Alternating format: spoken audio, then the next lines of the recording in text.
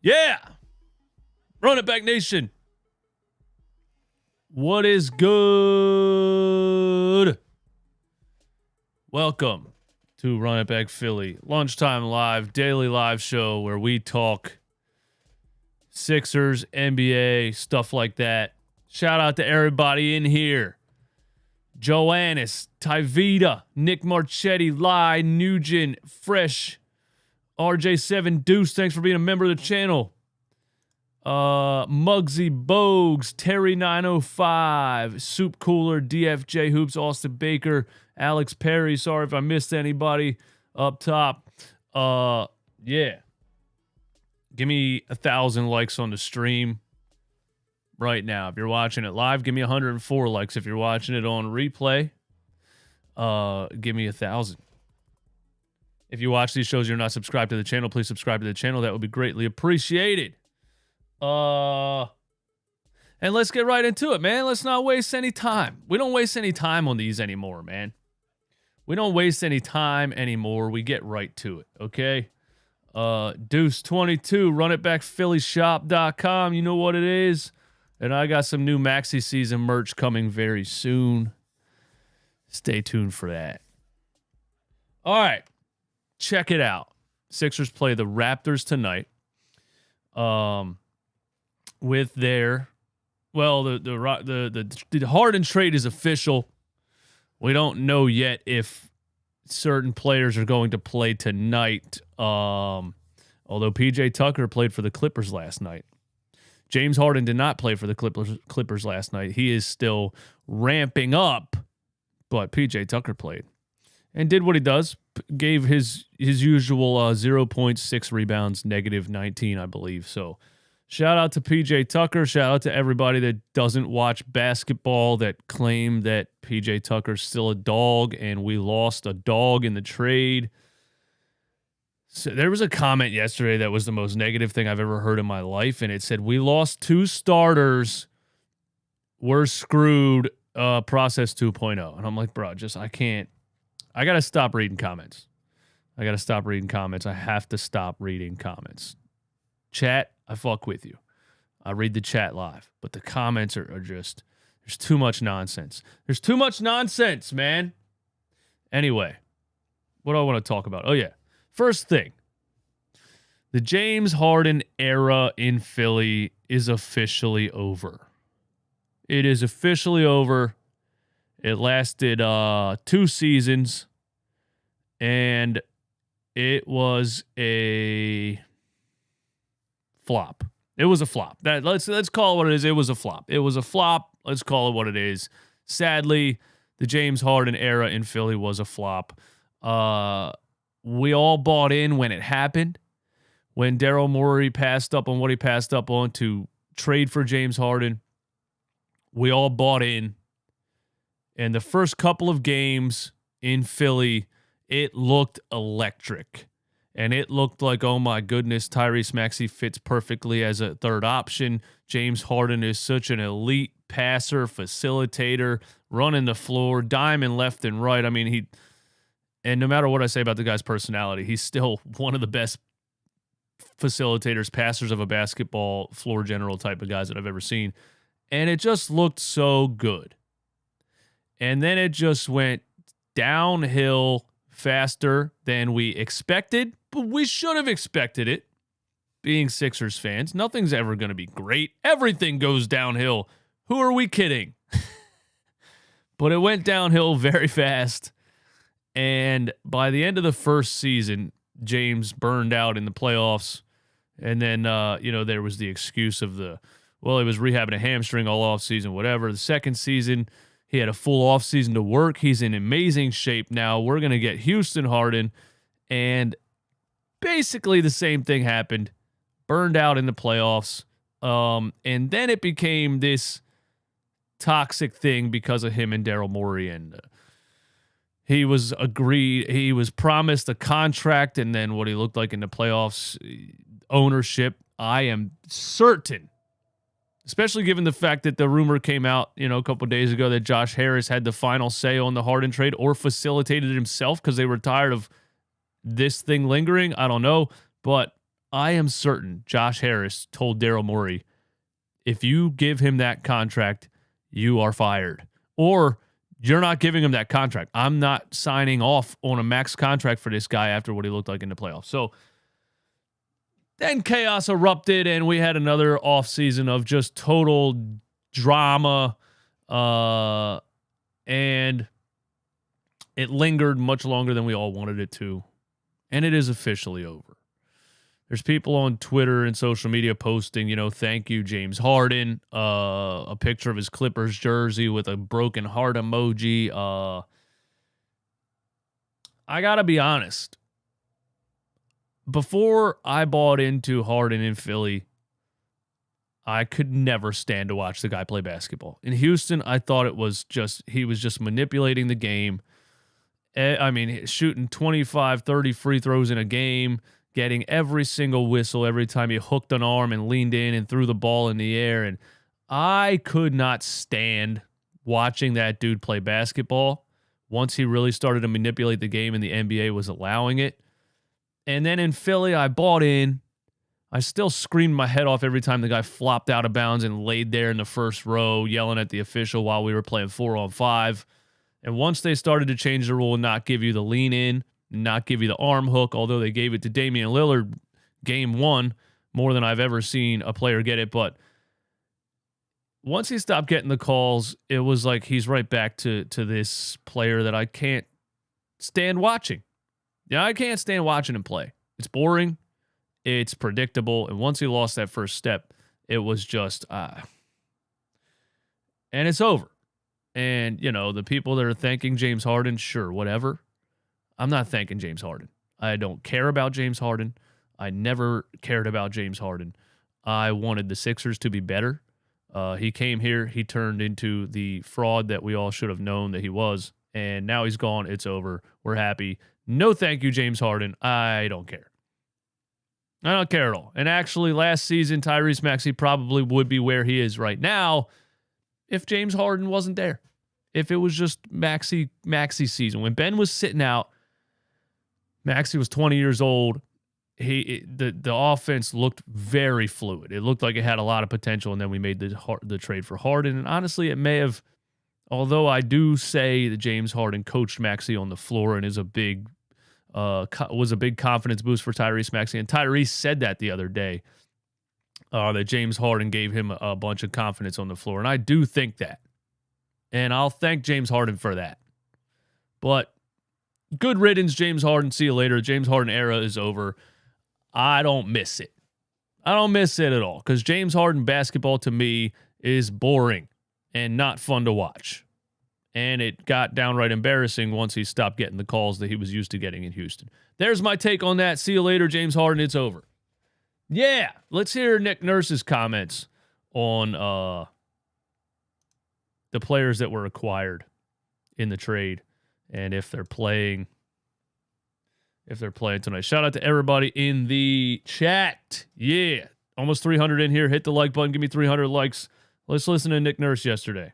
It's like trying to integrate them all as quickly and easily as possible. Yeah, so we started in a little bit today. We obviously couldn't quite get them on the court yet, but we did preps and film, just kind of both sides of the ball, just to get them kind of going. They observed practice as well.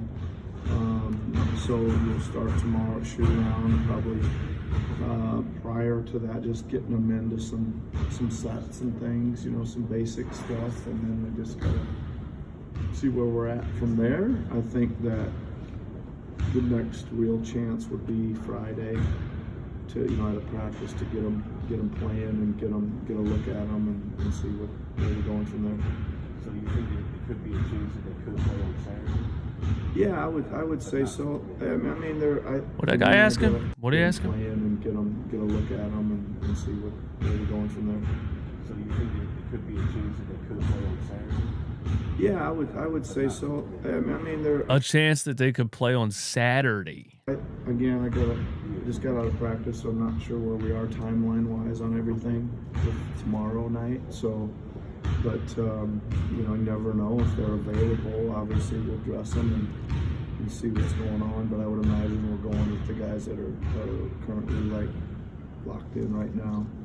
Okay, so it looks like the new additions, at least what Nick Nurse said yesterday, is that he would expect them to be ready for Saturday's game. I would doubt that they would be ready for tonight's game, although they were at shoot around. Here's Keith Pompey, shows a photo of Marcus Morris wearing number 5. Robert Covington goes back to classic number 33. There is KJ Martin wearing the number 1. And the top reply there, Philly boy, so we're not retiring Harden's number. Shout out to KJ Martin. I'll take the number 1. No, we're not retiring that shit. There was another Keith Pompey one of some shoot-around things. I think it was Nick Batum was at shoot-around. Here you go. Marcus Morris, Robert Covington, and KJ Martin. Okay. No, Nick Batum. Nick Batum is not there. He has a personal matter. So we didn't hear what that is, but Nick Batum is not there. Marcus Morris, Robert Covington, KJ Martin are at shoot-around today. No word on if they are playing tonight or not. Again, I think we would have to expect it on Saturday. Robert Covington with a half-court basket before leaving the floor. Okay, Cov. You know, cool, I guess. Robert Covington got a headband on? Is he rocking the headband? He's got the shooting sleeve. He's got the number 33. We're right back in the process. We are right back in the process. Okay, but Nick Nurse says that Kelly Oubre will be the 5th starter. So the Sixers roster tonight, a little bit depleted, if you will. Taz Journey, thank you for being a member of the channel. What am I trying to say? I was reading your comment and talking at the same time. We need a pod with you and a Sixer. Shout out to RB and B-Ball Paul, man. That's big time for my dude RB. I'm so proud of that dude, man. When I started YouTube, for those who don't know, RB Philly Take has a podcast with Paul Reed that just dropped yesterday. When I first started YouTube and things, I found RB. He was just making videos from his bedroom, and I thought he was great. I thought he was very good at the way that he articulated things and the way that he spoke and the way that he talked about the team and stuff. And I was like, yo, what's good, bro? And I just hit him up and we started collaborating, and I've loved that dude ever since. So shout out to RB for the hard work and, you know, securing a podcast with B-Ball Paul. I think B-Ball Paul is a guy that might say some things. So the first episode was interesting. Go check that out. It's called Out the Mud with B-Ball Paul and RB, and you know, it's wild where just starting out making YouTube videos in your bedroom can land you with some hard work and consistency and focus. So shout out to that. Nick Nurse says that Kelly Oubre will be the 5th starter. Now, how do we feel about this, everybody? Because I love Kelly Oubre off the bench. Tonight, you know, we really can't really assess anything again because the players that we got in the return for the Harden trade are not going to be active until probably Saturday. So we'll be rocking with a minimal roster here. So Kelly Oubre is in the starting lineup, according to Nick Nurse. Starting lineup moving forward, not because we don't love Kelly Oubre so far this season, but because Kelly Oubre is that spark off the bench. He's that spark off the bench. He's that dude.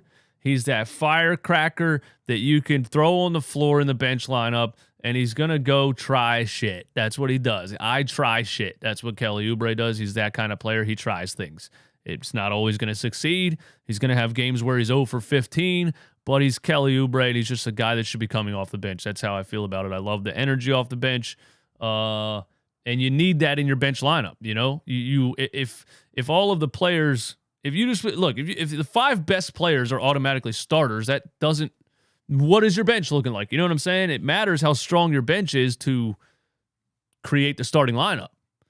You have a guy like Kelly Oubre, and you can bring him off the bench. He has more opportunities in the bench lineups because, he's not on the floor with all the starters who want to get their shots up, Tyrese Maxey, Tobias Harris, etc., and he just needs to come off the bench. But tonight he'll be starting because we don't have, we're missing four players right now. So here's the 76ers new roster. Somebody posted this on one of the Facebook groups, and of course, Covington, Batum, and Morris are not in there. KJ Martin is not in there. So Kelly Oubre is going to be starting. So the bench tonight will probably look like Patrick Beverley, Jaden Springer, Daniel House Jr., Furkan Korkmaz, Mo Bamba. Am I missing somebody? The bench isn't going to be pretty tonight. It's not going to be, the bench isn't going to be pretty tonight. But it's the Toronto Raptors. The Toronto Raptors are inevitably tanking. And I think we should still take care of business without these three guys. And that's another thing with what we got in the return for the Harden trade. Like, if you look at this right here, if you just look at this right here, the starting lineup and the bench lineup, you say Harden wasn't playing anyway. And on the bench, we had Jaden Springer, Daniel House Jr., like who, so this roster right here looks a lot better than it looked in the beginning of the season. So again, I think you got out of the Harden situation. You got a couple first-round draft picks, a couple second-round draft picks, a pick swap, and you bolstered your entire lineup with three of the Clippers rotation players. I just don't see how that trade's not a win. I feel like I'm going to say that every day for the next 10 years. The trade was a win. Trade was a win. The Bucks are not looking good. The Bucks are not looking good. And as was predicted by me and anyone else that just knows that certain players are much more valuable to a team than the box score shows. And Drew Holiday is much more valuable to the Bucks than, it's just the overhyping of an offensive talent like Damian Lillard. You don't really look at how does it affect you defensively and how does it affect you just straight up fit wise? A guy like Drew Holiday is not going to take shots away from Giannis. He's a defensive minded facilitating point guard. So we'll see what the Bucks look like moving forward. But yeah, I agree with that. And on that same note, the Phoenix Suns, I'm predicting an epic downfall of the Phoenix Suns because it's another team that just overvalued star offensive talent. The Bradley Beal trade, I don't understand it. 2 nights ago, the Suns were smacking the Spurs around. I went to sleep, I think, at halftime. Woke up in the morning, and the Spurs won that game on a final possession of Kevin Durant not boxing out, Wembanyama getting an offensive rebound, and then somebody just ripped the ball out of Kevin Durant's hands on an inbound, and they went with the game-winning bucket. It was embarrassing for the Suns, and that's another team that I don't necessarily believe in. I got a little bit off track. Okay, let's continue. Kelly Oubre starting. There's the roster, what I think of it, and what we look at, what we think of it tonight. I don't want to play all of Daryl Morey's comments because it's too long, so I'm just going to play a little segment. But Daryl Morey yesterday spoke to the media about the James Harden trade, about the new players, about the roster. And I saw this on Twitter yesterday, and I thought it was fun. This was from an ESPN article. And just this little segment right here. Talking about Daryl Morey. Literally, this is true, guys. Every day, he walks in. Now, I want to know if he took this down, since everything went down. But for a lot of years, every day, Daryl Morey walks into his home in Philadelphia and looks at a life-size portrait of James Harden that he commissioned from a Croatian artist after the 2018 season. It is a stunning piece of art. This grown man had a life-size painting of James Harden in his house. And he's been quoted before saying, James Harden saved my life, etc. I just wanted to throw this back out there that this is why the Sixers did not end up with Tyrese Halliburton and Buddy Hield, or Malcolm Brogdon and kept their first-round picks, or there was just a lot of trades that could have been had straight up for Ben Simmons that would have let the Sixers keep a bunch of first-round picks, keep Seth Curry and Andre Drummond, etc. And it didn't happen because Daryl Morey was absolutely obsessed with James Harden, and he was getting James Harden no matter what happened. And it turned out to be very bad. His obsession with James Harden, the trade that he made for James Harden, and then promising him a contract, and then the owners were like, yeah, we're not doing that, and then he had to take the fall, and James is now mad at him, and James Harden told associates that he doesn't intend to speak to Daryl Morey ever again.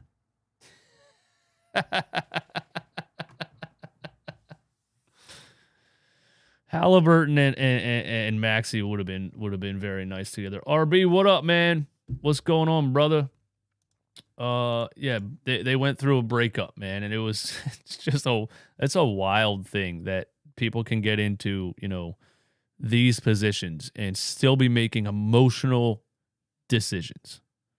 Anyway, here's Daryl Morey on the trade and the players they got in return. You just kind of alluded to it because I don't want to do that. Okay. Everything played out so publicly, but I guess is there sort of a relief for you to kind of get this over with, and how you just mentioned you guys can move on to the games and things like that? Yeah, no one should worry about me, but I think for our fan base, who it was very exciting, our first home game, and just to see how much the fans were behind us. I mean, we have the best fans. I think we've seen that recently with some great playoff runs with the Philly. Like we have a great fan base, and to see them behind us, I actually was a little wondering, because we were in the middle of obviously this. Oh, we were pissed, Daryl. Don't you take anything that you just saw for granted. We were fucking irate the entire offseason. So very public trade request. But the fact that they were behind us was really awesome, and I think for our fans, now they see, okay, hey, this is our group. It's Joel, it's Tyrese, it's Tobias, it's Melt, it's like the young players we have, it's the great vets we have. I could name all of them, Pat. These guys that have really come in and contributed right away, and now a bunch of new vets and young players that could help. So I really for me, it's for the fans, that it clearly more than I anticipated, because look, I have to have one focus in this job, which is what gives us a chance to win the title. And I have to really, I know people, I have to keep the noise out, because otherwise I'll be hurting Joel, I'll be hurting our fans, that I'm not, and the whole front office, this isn't just me, that I'm not doing the job that needed to be done. And so, yeah, I was a little concerned about how the fans would react while we were in the middle, but I was very appreciative that that first home game was pretty validating that the fans are going to be behind us. Daryl, were you just? Well, yeah, I mean, that's kind of why we were pissed off the whole offseason, Daryl. If there's one thing about Philly fans, is that we don't go away either way. Even if we want to, even if we know for our own personal health it's better to go away, we don't go away. We wanted the Harden situation to be over so that we could focus on rooting for our favorite basketball team, and that's what happened. We weren't gonna.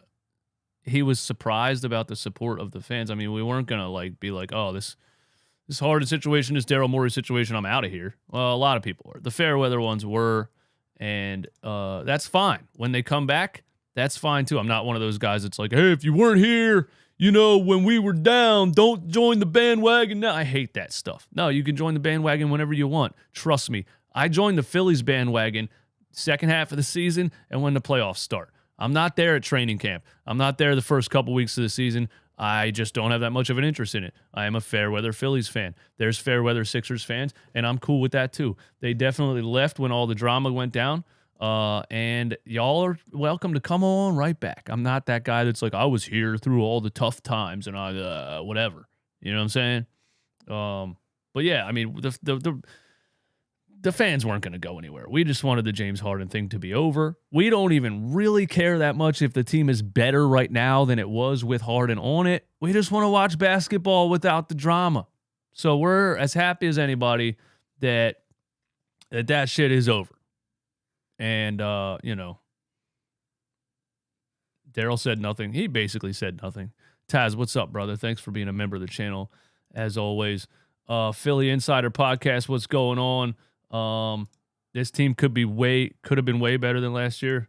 I still think they can be really, really good. Stop the crap about Halliburton being available. Halliburton said it himself. It wasn't true. Well, I mean, Halliburton's not the GM of the, Kings or Pacers. So can we really take what Halliburton said as absolute fact? I mean, when Ben Simmons was up for trade, there was heavy rumors that Halliburton and Hield were a potential trade. I mean, that's just why would that? The Kings wanted to get rid of Halliburton. They wanted De'Aaron Fox to run the show, and it made sense at the time for the Kings to trade for Ben Simmons, thinking about what he was. They ended up getting Sabonis, who is a better version of what Ben Simmons kind of is without shooting the ball. Sabonis is that dude, and the Kings ended up making the right choice, I think, in that trade. But I think the rumor was true. Who am I to say it wasn't? That's all I'm saying. And before I get out of here, thanks for tuning in. We have a special appearance on the show by Gilbert Arenas, and he said one of the craziest things I've ever heard. I actually didn't hear it yet. I just saw the headline. Gilbert Arenas calls 76ers GM Daryl Morey an Instagram guy and says they were better off with Elton Brand. Without even hearing this, I already know that Gilbert Arenas has no clue what he's talking about. How could you? Elton Brand, first of all, is still here. So Gilbert Arenas thinks that they fired Elton Brand and hired Daryl Morey. And he has no idea what happened in the Elton Brand era. I don't know. Let's hear it. It seemed like the team was better when Elton Brand was the face. Agreed. Elton Brand was the face? Like when Elton Brand was making a decision, he was the face. I mean, are these dudes drunk? Are they just sitting there drunk saying random nonsense? He understood basketball, and I think they just felt that they needed to try to bring somebody else. He understood basketball? All right, I'm not even going to finish that. Elton Brand came in and immediately paid Al Horford $100 million to try to play two centers at the same time because Elton Brand played center and thinks that the modern day NBA needed, I don't know what he thought. I don't know what him and Brett Brown thought, but Elton Brand came in with a plethora of assets and just threw it all out the front window for the first potential star he could get his hands on. He did the Al Horford contract. He made the Jimmy Butler trade, which I'm not talking shit on. Then he made the Tobias Harris trade, which is one of the worst trades that's ever gone down, with the more first-round assets that they gave up to stuff Tobias Harris next to Jimmy Butler. Like, let's talk about fit here. And it just, the building of the team by Elton Brand, which felt like happened in 2 weeks, was awful. I mean, it felt like Sam Hinkie built up all these assets. It felt like you handed all of these assets to a 10-year-old kid playing 2K, and he just rebuilt the team in a day, traded all the assets to bring it. Get this guy, get this guy, get this guy. We're star hunting. Come on, Gilbert. I know you got kicked out of the NBA for bringing guns into a locker room, so I shouldn't really listen to anything you say anyway, but come on, Gilbert. You got to be smarter than that. At least Google something for 5 minutes before you have a take on it. Anyway. That's all I got. Watch the Sixers tonight with us on Playback TV, playback.tv/runitbackphilly. The roster isn't complete right now. We'll see the complete roster probably on Saturday, but we're going to beat the Toronto Raptors anyway. So come through to Playback. We'll be right here watching the game. And thanks for tuning in today. Thanks for hanging out with me yet again. Y'all are the best. I love you. Hit the subscribe button, hit the like button, hit everything.